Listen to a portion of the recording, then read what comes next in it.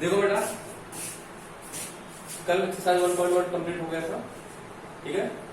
आज है आपका theorem 1.2, fundamental theorem of arithmetic. Fundamental theorem of arithmetic. देखो इसका मतलब क्या होता है, ये जैसे आपने पढ़ा है, दो नंबर है। देखो कह रहा है इब्री कंपोजिट नंबर। क्या है? Every composite number can be express मतलब factorize, factorize as a product of primes. किसके रूप में? प्राइम। प्राइम्स मतलब प्राइम नंबर। प्राइम्स मतलब क्या है? Prime number. And this factorization is unique. और ये जो फैक्टराइजेशन होता है यूनिक होता है। तो सबसे पहले आपके लिए दो नंबर जानना जरूरी है। एक कंपोजिट नंबर क्या होता है और एक प्राइम नंबर क्या होता है। ठीक है, कंपोजिट नंबर और prime number. Composite number, composite number, ठीक है। कंपोजिट नंबर क्या होता है? ए नंबर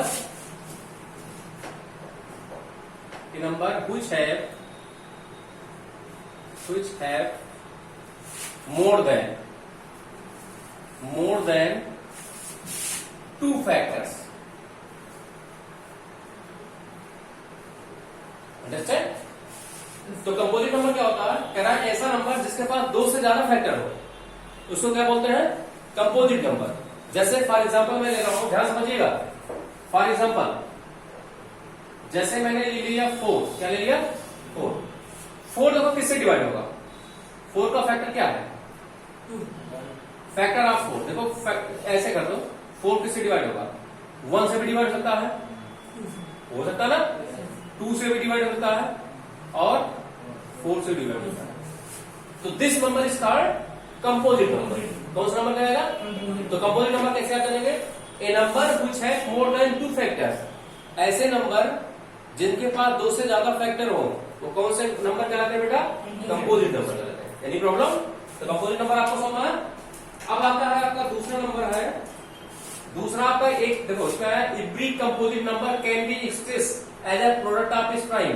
मतलब जितने भी कंपोजिट नंबर होंगे उसको किसके फैक्टर में, किसके रूप में फैक्टराइज कर लेंगे? प्राइम नंबर रूप में। मतलब उनका अगर फैक्टर करेंगे तो उनका जो फैक्टर है किसमें आएगा? किस टर्म में आएगा? उसके प्राइम नंबर में आएगा। प्राइम नंबर क्या होता है? पहले प्राइम नंबर डालो। प्राइम नंबर, प्राइम नंबर क्या होता है भैया? ये भी जानो। Which number divided by 1 and itself,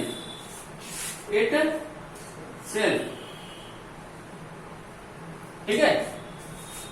composite number समझना। तो भाई कंपोजिट नंबर पास एक से ज्यादा फैक्टर होंगे, मतलब एक अपने एक से भी डिवाइड होगा, खुद से भी डिवाइड होगा, आधा दूसरे नंबर से भी डिवाइड होगा। ये क्या होगा आपका? Composite number. लेकिन प्राइम नंबर क्या होता है?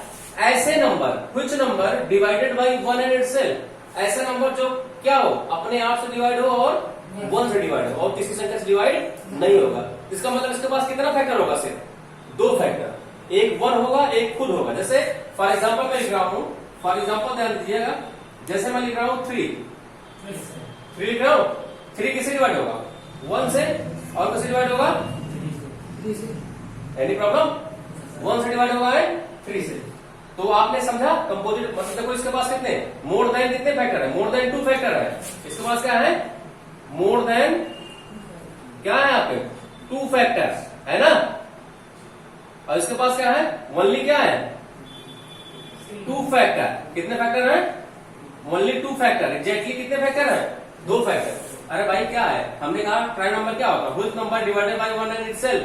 ऐसा नंबर जो एक से डिवाइड हो और अपने आप से डिवाइड हो, ये क्या कहलाता है? आपका प्राइम नंबर कहलाता है। तो आपने समझ लिया कि कंपोजिट नंबर क्या होता है और क्या होता है इसका प्राइम नंबर क्या होता है। दोनों डिफिनेशन आपको समझ में आ गई है? Any problem? ठीक है, ठीक है, आप इसको नोट कर लीजिए। देखिए तो फंडामेंटल थ्योरम ऑफ अर्थमेटिक दिया क्या है? Every composite number can be express as a product of prime.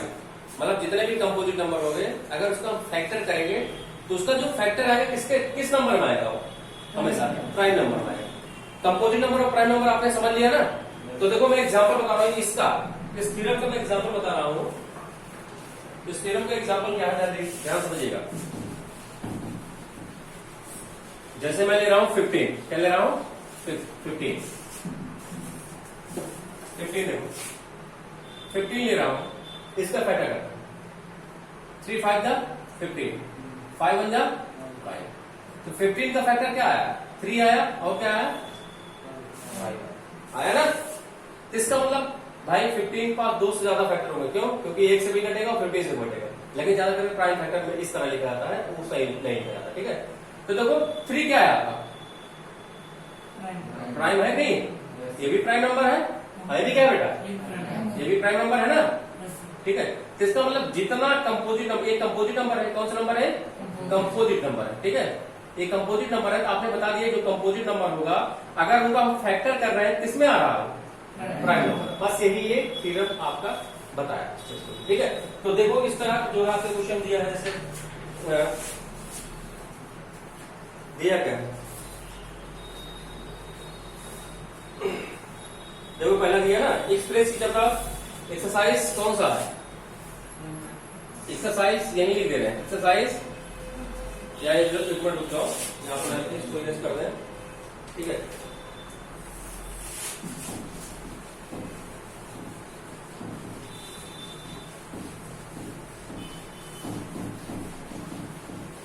Exercise 1.2 ना, एक्सरसाइज 1.2 1.2। ठीक है,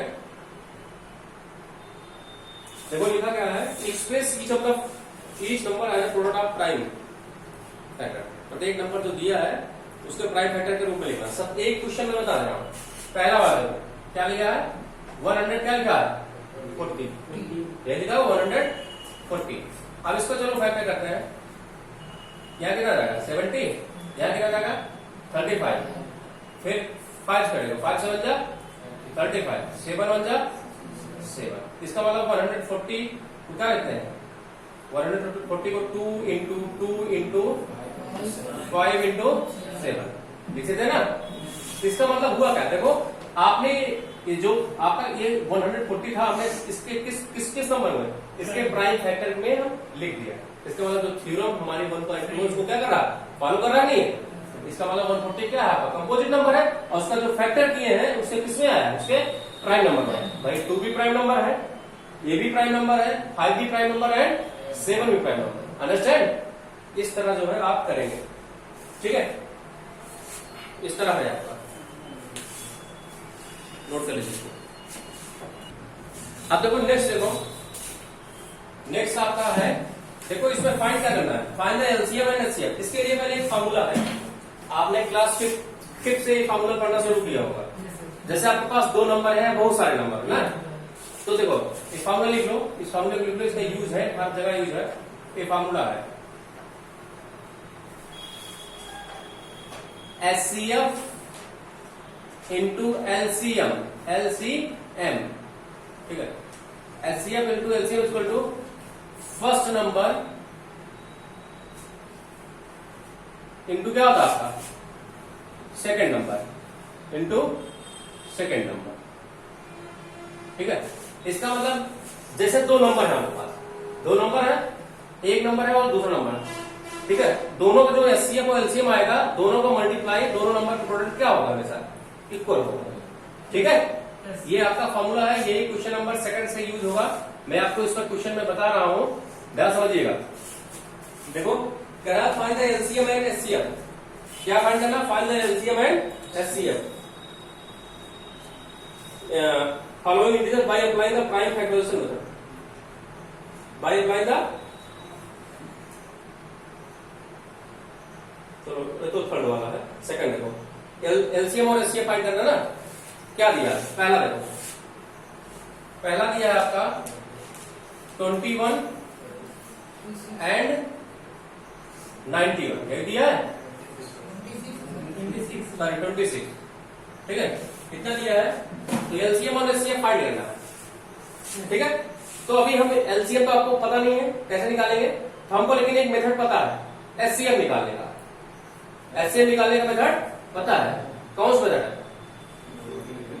बाई यूक्लिड डिवीजन लेम्मा, ठीक है, बाई यूक्लिड डिवीजन, पहले आप ऐसे निकाले लेम्मा, ठीक है, क्या है स्टेप फर्स्ट में, ठीक है, स्टेप फर्स्ट क्या है बेटा 91 इज ग्रेटर देन क्या आपका 26, पहले आप फाइंड करेंगे एचसीएफ, क्या फाइंड करेंगे एचसीएफ, चलो 26 का डिवाइड किसमें मारो 91 मारो, 26 का डिवाइड 91 कितने टाइम्स आएगा, कितना, हाँ 3 टाइम, 3 6 18, 3 2 6, 6 1 7, यहाँ आएगा 3, यहाँ बचेगा 8, 1 आ जाएगा ना, समझे नहीं, इसका मतलब क्या आ जाएगा, देखो ये क्या आपका डिवाइडेंट है, क्या है डिवाइडेंट है ना, तो डिवाइडेंट कितना है 91, इसको डिवीजर, डिवीजर कितना बेटा 26, डिवीजर इनटू क्वाड्रेंट कितना है 3 प्लस रिमाइंडर कितना है 30, देखो मैंने बताया था जब एचसीएफ पढ़ा रहे थे हम वही प्रीवियस में हमने चर्चा कर दिया था कि आपके जब तक एलसीएम ये आपका रिमाइंडर जब तक 0 नहीं होता तब तक आप आगे क्या कर रहे हैं, स्टेप आप आगे जो है इंक्रीज करते रहेंगे। अब आप स्टेप सेकंड अप्लाई करेंगे, स्टेप सेकंड क्या है बेटा, किस सेकंड अप्लाई करेंगे इसके बाद, ये जो आपका ये डिवीजर आया और ये क्या है रिमाइंडर, यहाँ क्या लिखेंगे, यहाँ लिखेंगे 13 डज नॉट इक्वल टू 0, 13 मतलब रिमाइंडर, रिमाइंडर की वैल्यू 0 बराबर नहीं है, अगेन अप्लाइंग क्या यूक्लिड डिवीजन लेम्मा, फिर अप्लाई करो, आपकी बात किसमें 26 और 13, 26 ग्रेटर देन क्या जाएगा 30, डिवाइड मारो 13 डिवाइड कैसे मारेंगे 26 में, 13 2 जा 26 आ गया, कोई दिक्कत, ये क्या है आपका डिवाइडेंट है ना, डिवाइडेंट 26, डिवीजन कितना है आपका 13 इंटू क्वाड्रेंट कितना है 2 प्लस रिमाइंडर कितना आ गया 0, ईयर आर इक्वल टू क्या आ गया आपका 0, तो आपका एचसीएफ कितना हो जाएगा, यही बताया था एचसीएफ, जो क्वाड्रेंट आएगा वही क्या हो जाएगा, सॉरी जो डिवीजन आएगा वही क्या हो जाएगा आपका एचसीएफ हो जाएगा, एचसीएफ कितना हो गया आपका 13 आ गया, एचसीएफ 13 आ गया ना, आ गया, लेकिन आपको निकालना मेन मोटिव क्या है, आपको मेन मोटिव आपको क्या निकालना है एलसीएम निकालना है, एचसीएफ आपने निकाल लिया, अभी क्या निकालेंगे आप एलसीएम, क्या निकालेंगे एलसीएम, आपको फॉर्मूला पता है, सिंस एलसीएम इनटू एचसीएफ बराबर क्या होता है आपका फर्स्ट नंबर इनटू क्या होता है आपका सेकंड नंबर, ये होता है, तो निकालना क्या है आपको एलसीएम, एलसीएम इक्वल टू क्या रहेगा आपका फर्स्ट नंबर इनटू क्या रहेगा आपका सेकंड नंबर, हो जाएगा ना, और देखो एचसीएफ मल्टीप्लाई में धराएंगे तो डिवाइड में, क्योंकि आपको एलसीएम निकालना है, एलसीएम इक्वल टू कितना हो जाएगा, फर्स्ट नंबर कितना बेटा 26, सेकंड नंबर कितना है 91 और एचसीएफ कितना आया 13 आया ना, 13 2 जा 26 आ गया, तो एलसीएम इक्वल टू क्या रहेगा आपका 2 1 जा 2, 2 9 जा 18, 182 आ गया, ठीक है, ये तो है। अब आपको वेरीफाई करना है, देखो उसमें लास्ट में कहा ना क्वेश्चन है, कह रहा है कि verify LCM into HCF product of 2, छोड़ो वेरीफाई वाला छोड़ो, ठीक है, अरे भाई वेरीफाई करने मतलब क्या फाइंड आएगी, आपको वेरीफाई करना है एचसीएफ इनटू एलसीएम की जो वैल्यू होगी फर्स्ट नंबर इनटू क्या हो जाएगा आपका सेकंड नंबर, यही क्या करना है आपको वेरीफाई करना है, यही वेरीफाई करना है, एलसीएम कितना आया 13 आया, एलसीएम कितना आया फर्स्ट नंबर कितना है 26, सेकंड नंबर कितना है मल्टीप्लाई कराओ, मल्टीप्लाई कराओगे जो आएगा, देखो ये कौन सा है, ये आपकी है एलएचएस और उधर क्या है आपका आरएचएस, मल्टीप्लाई करने के बाद यहां लिख देना, दोनों क्या आएंगे आपस में इक्वल, मल्टीप्लाई कराओ देखो कितना आता है